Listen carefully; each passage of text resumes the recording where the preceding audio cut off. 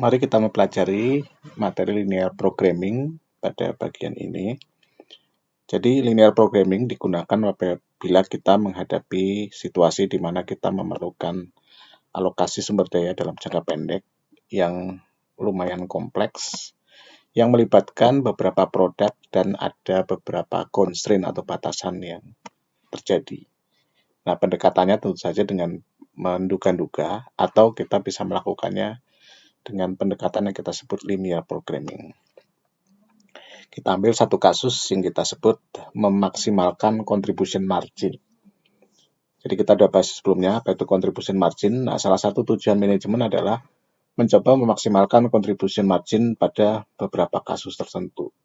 Misalnya di sini kita mempunyai informasi perusahaan tadi memiliki dua produk, standar model dan deluxe model.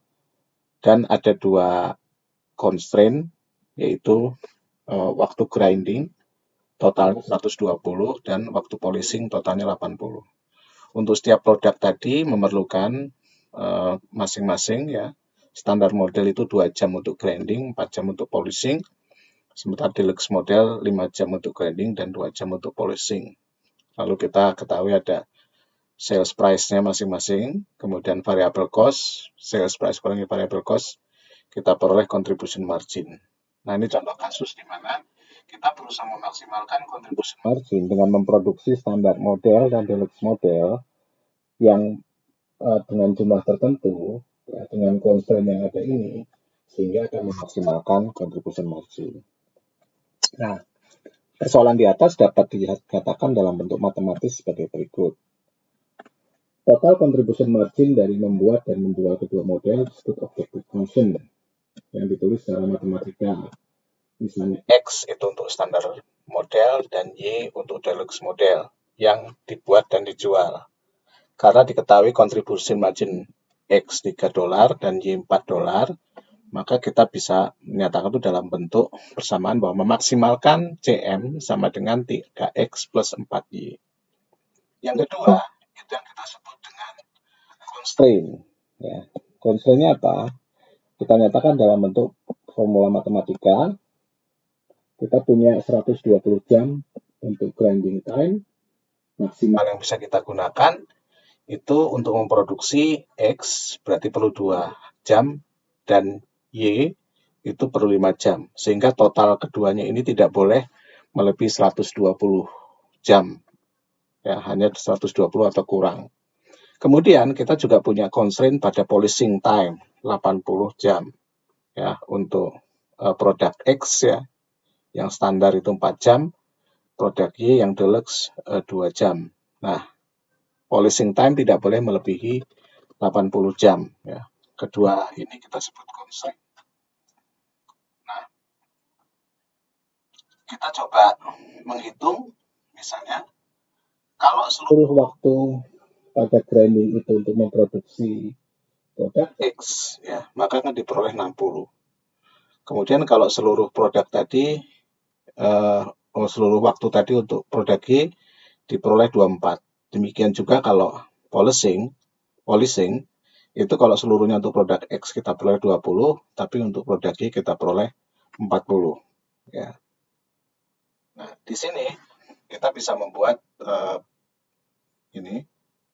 uji coba ya. Kita mencari kombinasi mana yang paling baik.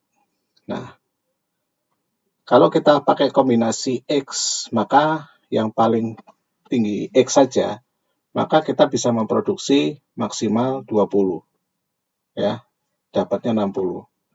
Kalau Y saja, ya, maksimal 24, dan kita peroleh keuntungannya 96. Nah, ini kita coba salah satu. Kalau hanya satu jenis produk saja, ini keuntungannya. Tapi bagaimana kita bisa mencari kombinasi produksi kedua model tadi yang menghasilkan keuntungan maksimal? Ya. Nah, itu kita bisa menggunakan grafik. Ya. Kita contohkan di sini grafik sebagai berikut. Jadi kita misalkan ini terkait dengan constraint pada polishing ya, karena maksimal produk Y 40, produk X 20. Nah ini constraint pada grinding, maksimum produk X 60, produk Y 24. Nah, kita gambarkan grafik. Nah, daerah yang diarsir ini adalah daerah di mana kombinasi yang mungkin untuk produksi karena berada di bawah kedua constraint ini. Ya, dan selalu di atas positif, jadi titik ini. Apapun kombinasi di titik ini, semuanya bisa diproduksi. Tapi kalau udah di luar ini tidak mungkin diproduksi. Itu daerah yang tidak visible. Nah, kemudian cara yang terbaik adalah dengan menggunakan grafik, kita buatkan yang namanya objective function grafiknya. Ya. Kombinasi dari berapa X ya, tadi di atas 3X plus 4Y. Nah, jadi untuk X, keuntungannya 3X dan 4Y. Ya.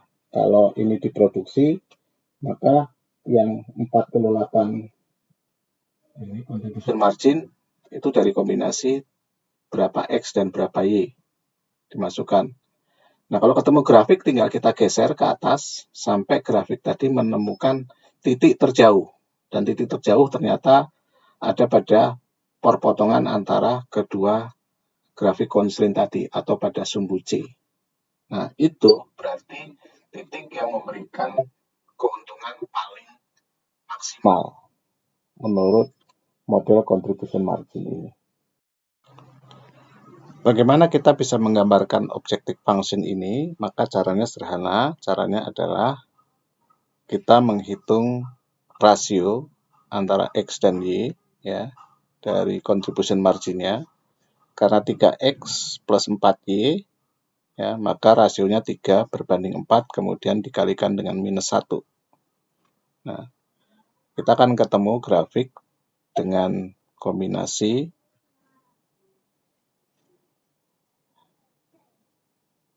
3X 4Y, tapi ini 3/4 ya, berarti dibalik.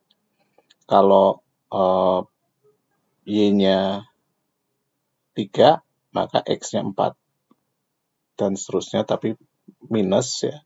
Kita tarik ke atas terus sampai ketemu titik C. Nah, titik C itu bisa dihitung dengan cara ini ya. Kita tarik terus sampai ketemu contribution margin yang paling tinggi 110, kita ketemu kombinasi pada 36 dan 27,5. Ya. Atau kita melakukan proses trial and error, kita cari titik-titik tadi dari grafik ya.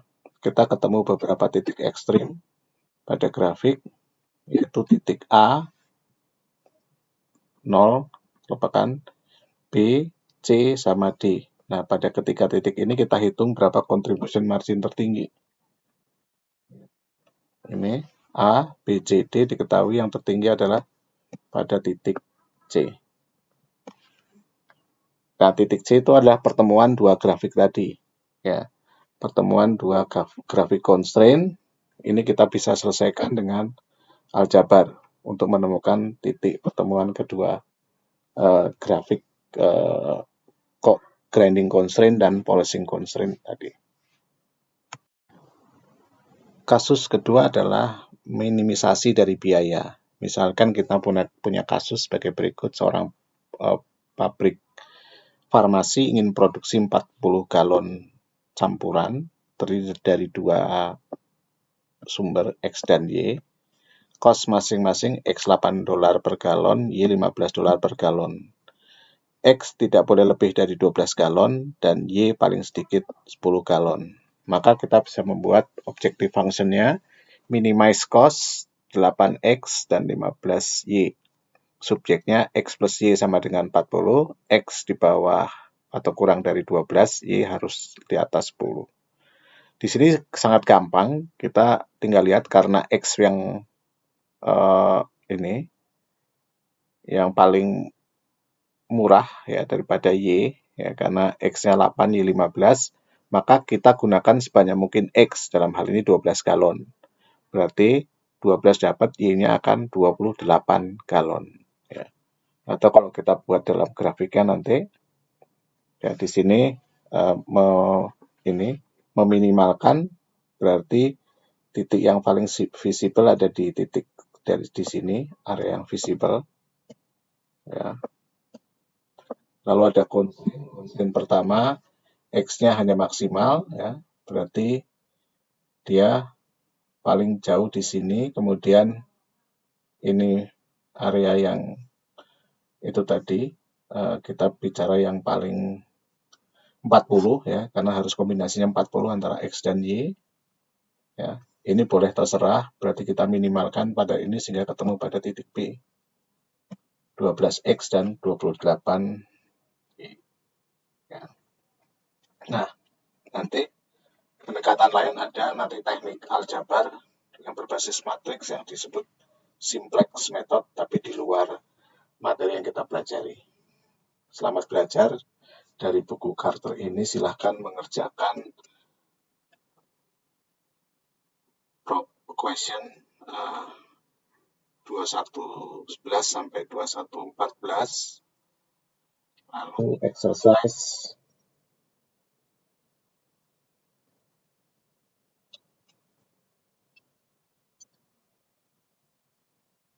2111, 12, 13, 14, 15,